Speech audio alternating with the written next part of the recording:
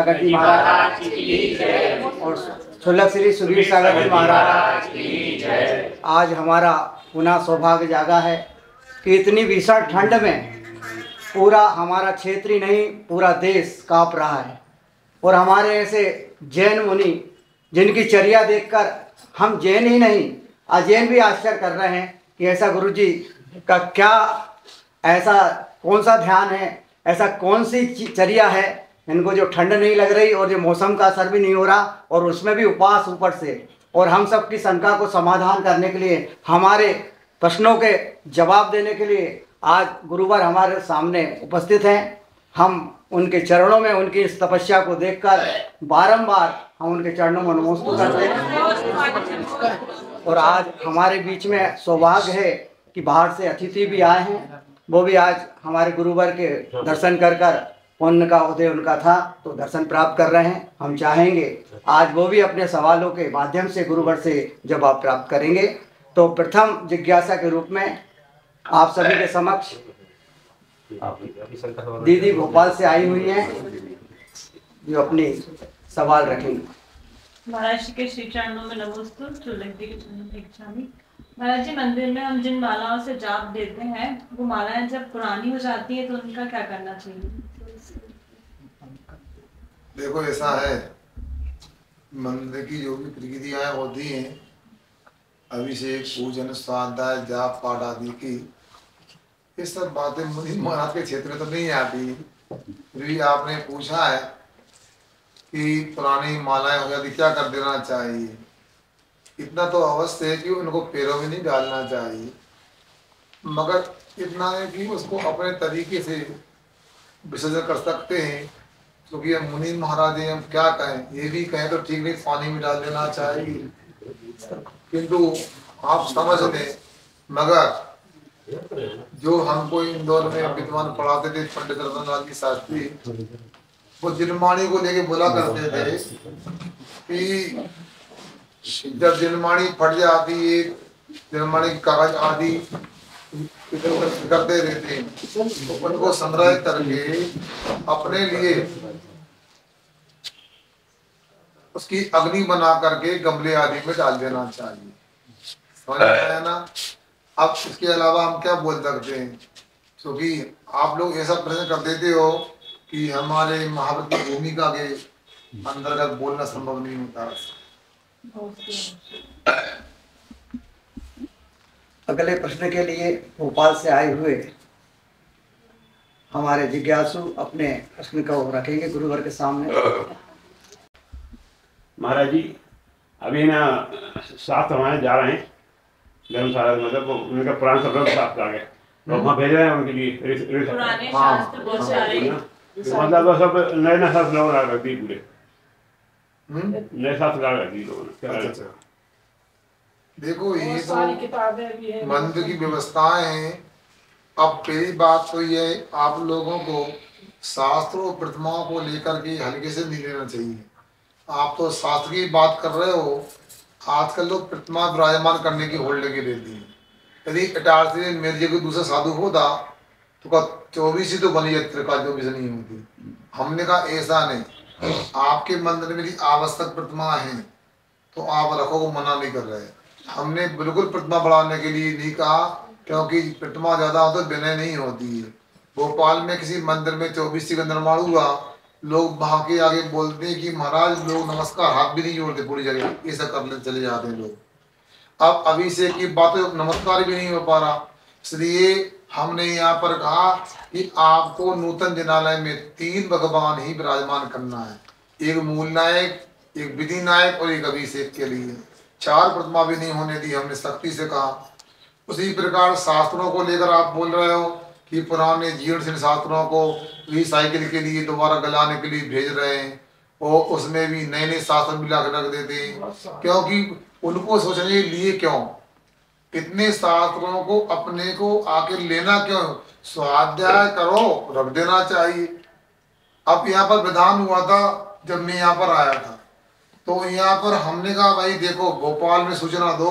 हमने भोपाल सूचना दी, चौक मंदिर में वो सिद्धेश्वर महामंडल विधान की पुस्तकें आई, विधान हो गया, सम्मान से साफ करो, जमा करके पुनः भेजो वहां पर।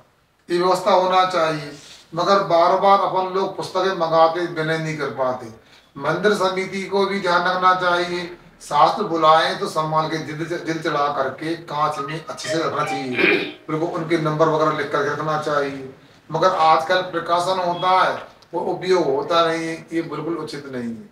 मैं तो सोचता हूँ कि यहाँ स्वाध्याय करवाया है पुरुषार्थ सिद्धि उपाय का, तो मैंने कहा बांध के रख दो, अगले गांव में कोई स्वाध्याय होगा वाचना होगी तो मंगा लेंगे।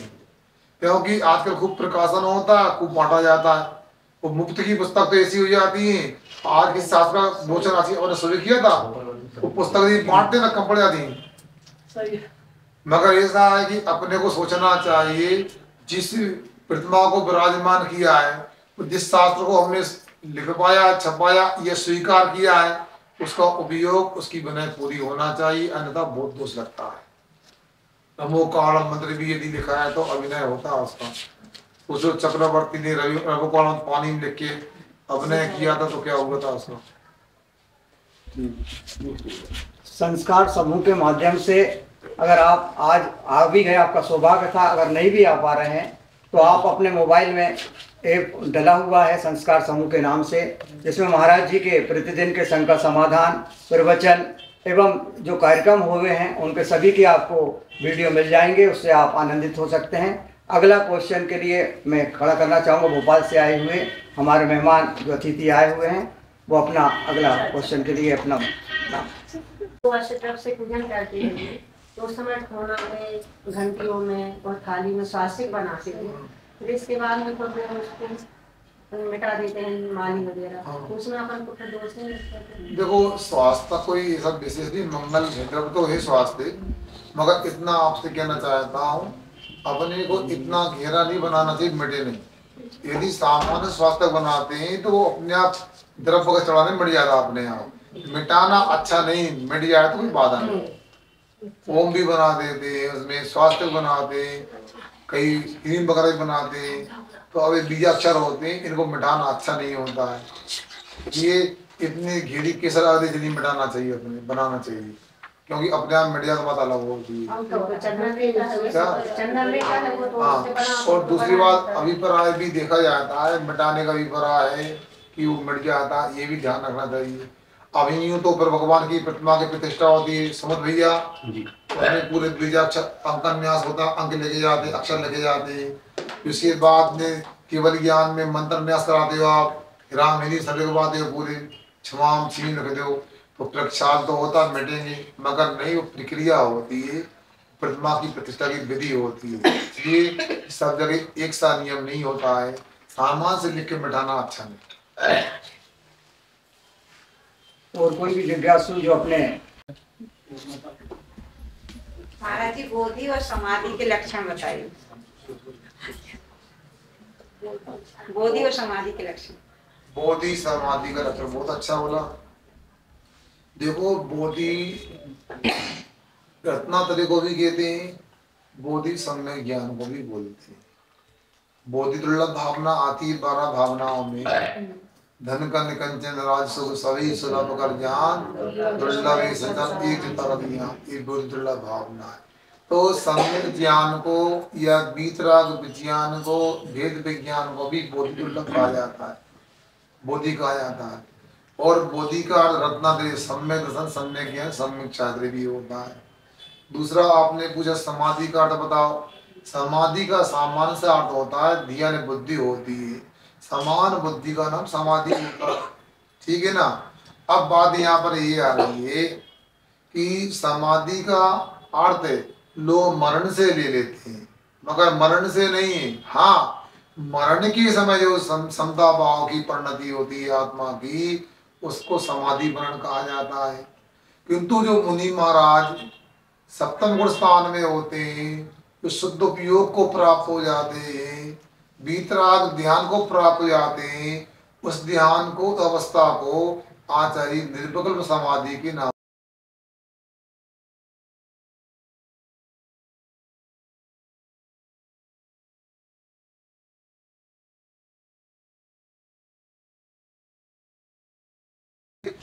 या इसके बाद चौका वालों का पीछे कर दिया है, हम चला रहे थे, इधर आप जाओ। तुमने कर दिया ना, पीछे हो जाओ, उसके चौका उसको पीछे कर दिया और बस पूरा सामान संभाला, ये भी उचित नहीं होता है। उसी प्रकार सामग्री अपनी दूसरे से लाए, क्यों? देखो आपको यदि आहार देने की पात्रता है तो आप अपने हाथ से आहार दान देना चाहिए। दोष लगता है। एक संस्मरण सुनाता हूँ, हमारे चिड्डू वकील था, आपको बहुत अच्छा संस्मरण है।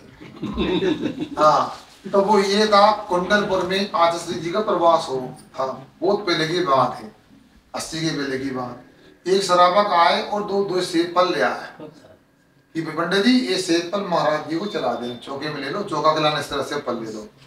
पंडित जी ने स्पष्ट बोल दिया, खटनी वाले जो जगनमोहन लाल जी पंडित जी कि हमको दे रहे हैं तो ले लें, हम महाराज क्यों ना लें? क्यों?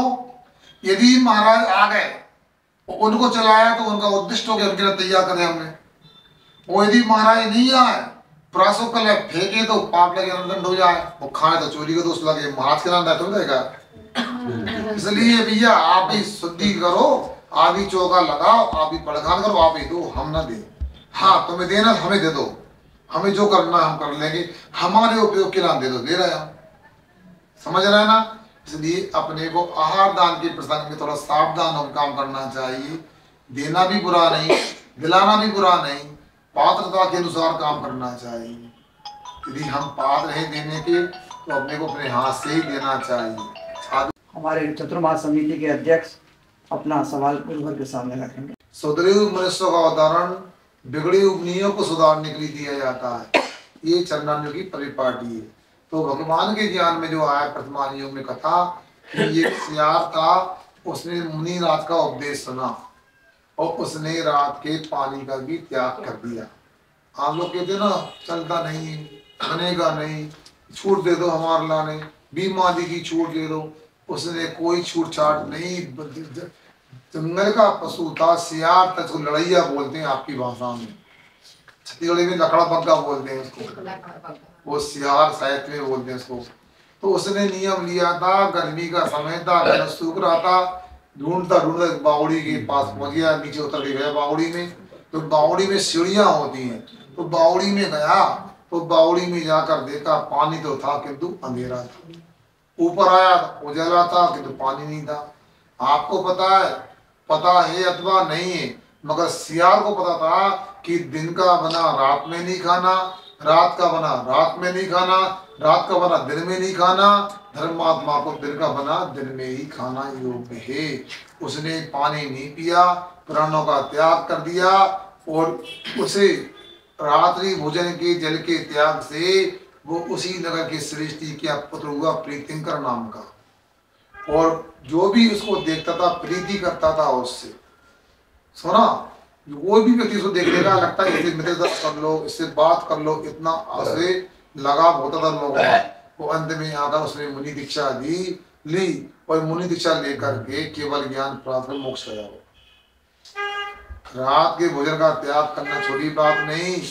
कल मैंने एक पत्रिका नाम के समाचार पत्र को देखा था, बहुत ही रोचक प्रसंग था कि लंदन में वहाँ के वैज्ञानिक लोगों ने 1,03,000 से अधिक लोगों पर शोध किया है। वो शोध में पाया गया जो रात में 8 बजे के पहले भोजन करता है, उसकी तुलना में 8 बजे के बाद खाने वाले जो होते हैं उनको ज़्यादा हृदय रोग होते हैं, उनको अटैक आदि की समस्याएं होती हैं, कोलेस्ट्रॉल की समस्याएं होती हैं। 8 बजे के पहले भोजन करते हैं उनमें समस्या नगण्य होती हैं, इसलिए उन्होंने कहा दिन में भोजन करना चाहिए। पुनः मेहमान अलौट के आ गया, सुना है कौन सा?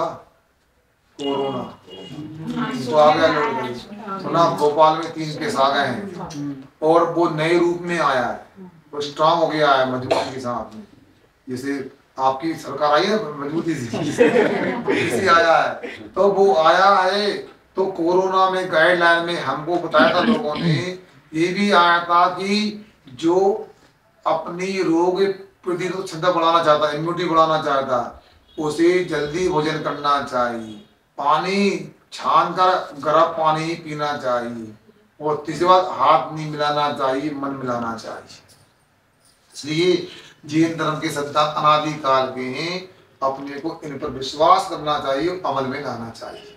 एक प्रश्न हो रहा है कि अष्टमी चौदस बाहर का नहीं खाना है, और भूलवश मान लो अष्टमी को या चौदस को कुछ खा लिया अपन ने बाहर का, तो वो नौमी या पूर्णिमा को कर सकते क्या वाला नहीं?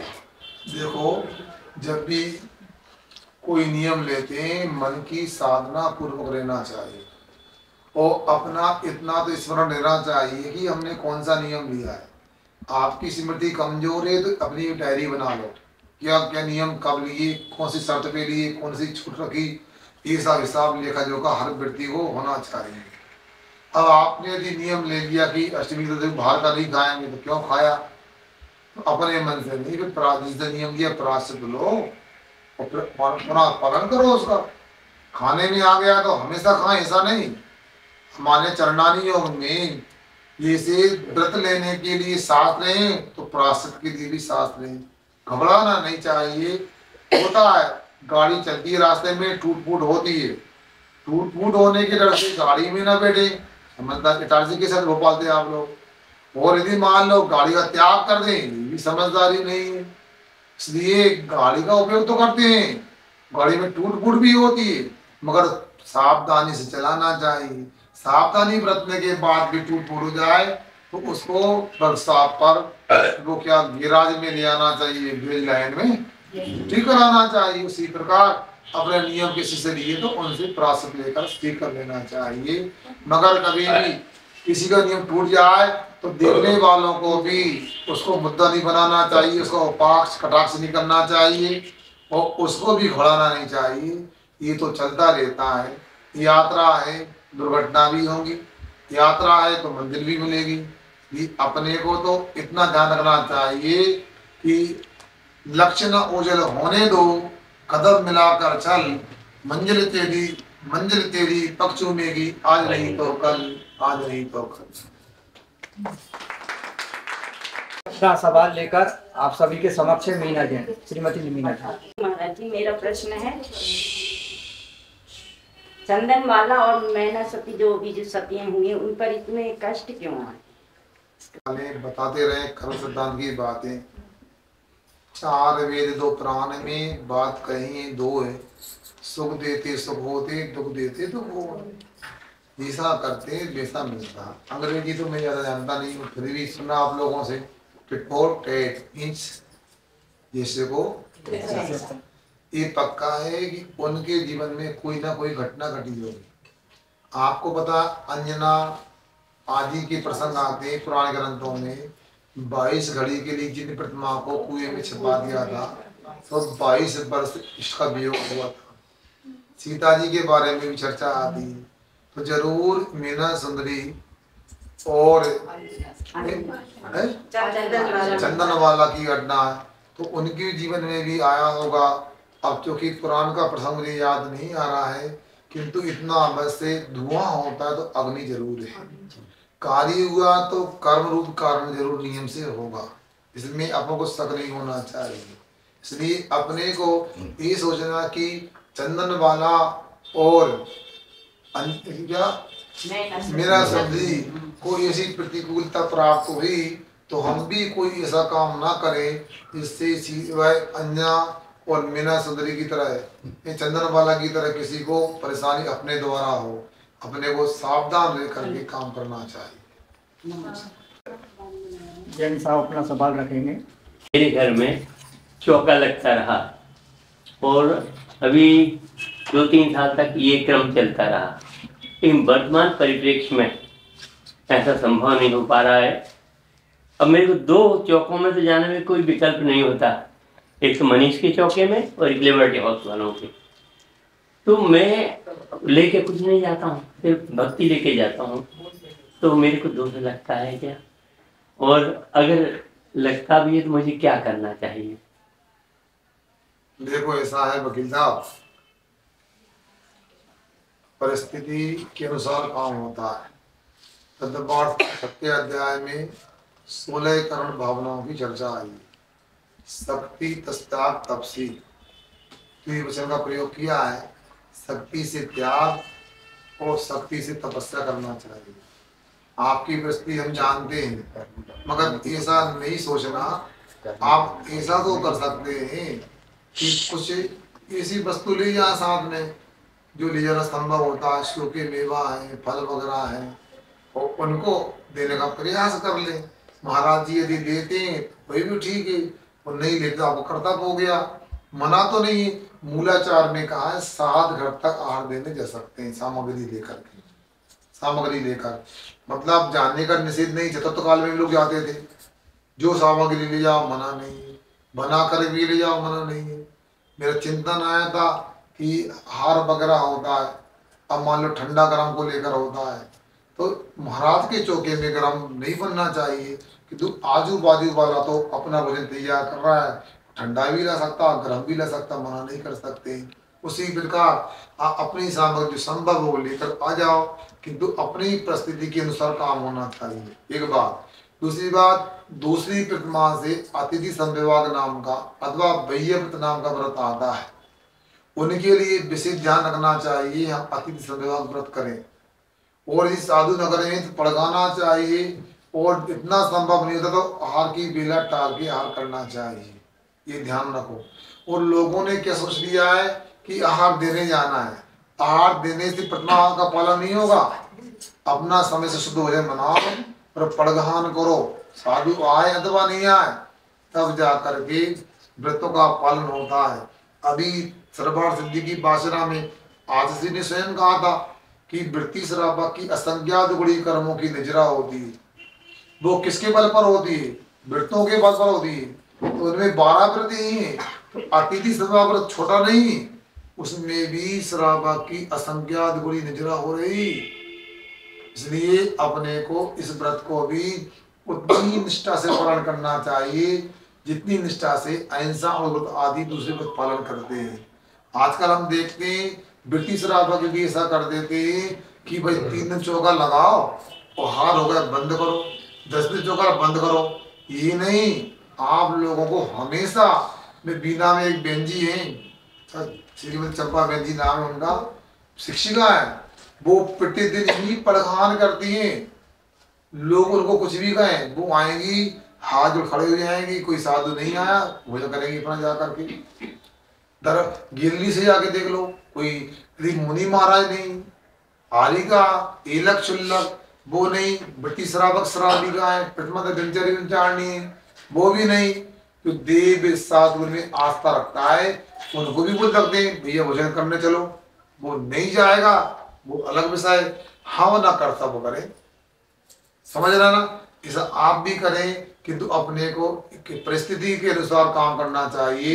यदि आहार दान रोज देते हैं तो अपने को घमंड भी नहीं करना चाहिए, वो नहीं दे पाते हैं किसी को तो हीनता दीनता भी नहीं आना चाहिए, दोनों ठीक नहीं। अपना संतुलन के साथ में एक पावन कर्तव्य आहार दान का करना चाहिए। महाराज एक छोटा प्रश्न और पूछ लूं। महाराज जी, हमारे तीर्थंकरों के जो चिन्ह होते हैं इनके निर्धारण कौन करता है? क्योंकि अधिकांश जो चिन्ह हैं वो पशुओं के हैं, तो ऐसा क्यों है? या इसका कोई कारण है या इसका कोई लेख है? देखो वकील साहब, इस चिन्ह को लेकर के तो कोई बात ऐसा आगम में नहीं आई है कि हम आपको बिल्कुल बता दें, किंतु जो जहाँ तक आता है कि जब तीर्थंकर बालक का जन्म होता है उसको सोदर में इंद्र मेरू पर्वत पर ले जाते हैं, और उसके बाद उसका अभिषेक होता है, और उनका प्रक्षाल के समय दाएं पैर में चिन्ह होता है, उसके माध्यम से तीर्थंकर की पहचान होती है। अब पशुओं के निशान है तो इसके लिए कोई ऐसा नियम नहीं है। आप तो कह सकते हैं तीर्थंकर कितने बड़े व्यक्तित्व हैं, अच्छे चिन्ह होना चाहिए ना, तो सुअर का चिन्ह का बताओ, सुअर का चिन्ह मात्र ऐसा नहीं, चिन्ह है, लांछन है, पहचान मात्र है। बल्कि मैं तो ये कहूँगा तीर्थंकरों के पास में सभी प्रकार के चिन्ह यदि होते हैं तो मतलब एक वसुदेव कुटुंबकम की भावना मां चरितार्थ होती है, चाहे वो सिंह हो, चाहे हिरण हो, चाहे सर्प हो, चाहे वृषभ बेल हो, चाहे सुअर हो, सबको स्वीकार किया, सब में जीव मात्र दिख रहा है, जीव आत्मा को अपने को देखना चाहिए। अब इसके और भी उसमें चिन्ह अजीब भी है, मंगल द्रव्य के रूप में स्वास्थ्य का आदि भी अपन ले सकते हैं उसको। और दूसरी बात, ये कोई साधु जी ने प्रचलन में बताया था, वो ये बताया था की 24 बनी हुई थी और सभी भगवान की प्रतिमाओं पे अपने अपने चिन्ह बने हुए थे। एक बंदर आया उछलता हुआ, तो बंदर ने देखा, अरे मेरा फोटो बनाया यहाँ पर, तो ये तो मेरे भगवान है। तो उसने सब पशुओं को बुला लिया, चलो अपने अपने भगवान के पास जाओ। सांप को बुला लिया, शेर को, बिल को। और फिर उसने कहा, देखो मनुष्यों, तुम तो थोड़े टूटे चावल ले आते हो, भगवान हमारे करते हो। अरे देखो भगवान तो हमारे, भगवान के पास में हमारा चिन्ह बना हुआ है, बता। इसलिए तुम्हारा चिन्ह नहीं बनाया, सुनो पूरी बात, तुम्हारा चिन्ह नहीं बनाया। मनुष्य ने कहा, क्यों नहीं बनाया? इसलिए नहीं बनाया, हम लोग देखो बाहर से टेढ़े हो सकते हैं, हमारी पूंछ टेढ़ी हो सकती है, तुम लोग अंदर से टेढ़े रहते हो, तो मायाचारी करते हो। हम लोग कोई नियम देते हैं तो प्रदर्शन लेते हैं तो दिखावा नहीं करते, प्रदर्शन नहीं करते। वो आप छोटा सा नियम भी बड़े रूप में दिखाते हो। हमने ये नियम ले लिया, हमने रात का त्याग कर दिया, क्या 12 बजे के बाद अब ये क्या त्याग, काय की छूट। मगर पशु नियम लेते हैं तो कहते हैं, धवला पुस्तक में आता है, पानी पुस्तक में, कुक्कुट मरकट बंदर, जो मरकट है बंदर होता, मुर्गा कुक्कुट बोलते, कुक्कुट मरकट भी कुछ कम 1 करोड़ पूर्व तक देश संयम का पालन लगातार करते हैं। सोचो, इनको हम पशु के थे भगा देते हैं, गाय हो सकती, मेंढक। सुनो भाई, बंदर चंचल बाहर से जरूर है, अंदर से कितना स्थिर है। 1 करोड़ वर्ष, कुछ कम 1 करोड़ वर्ष तक देश का पालन करता है, असंज्ञात गुणी निचर करता है। आप मनुष्य होकर के आप असंयमी हैं, समय दृष्टि भी हैं, असंयम संयुक्त समय दृष्टि में रह करके आप आज उपवास किया, वो सामग्री में बैठे हैं, और वो बंदर उछल कूद कर रहा है, और वो पत्ते खा रहा, हरे पत्ते खा रहा, झरने का पानी पी रहा है, फिर भी आप से असंज्ञात गुणी कर्मों की संबंधित कर रहा है। वो श्रेष्ठ है, समझ गए? इसलिए उन्होंने कहा था कि आप लोग प्रदर्शन करते हो तो हम लोग दर्शन में विश्वास करते हैं, तुम लोग प्रसिद्धि चाहते हो, हम आत्मा की सिद्धि चाहते हैं। इसलिए हमारा चिन्ह भगवान को पसंद आया, तो भगवान के अंगूठे में, भगवान के आसन में हमारे चिन्ह बनाए गए। बहुत बढ़िया समाधान।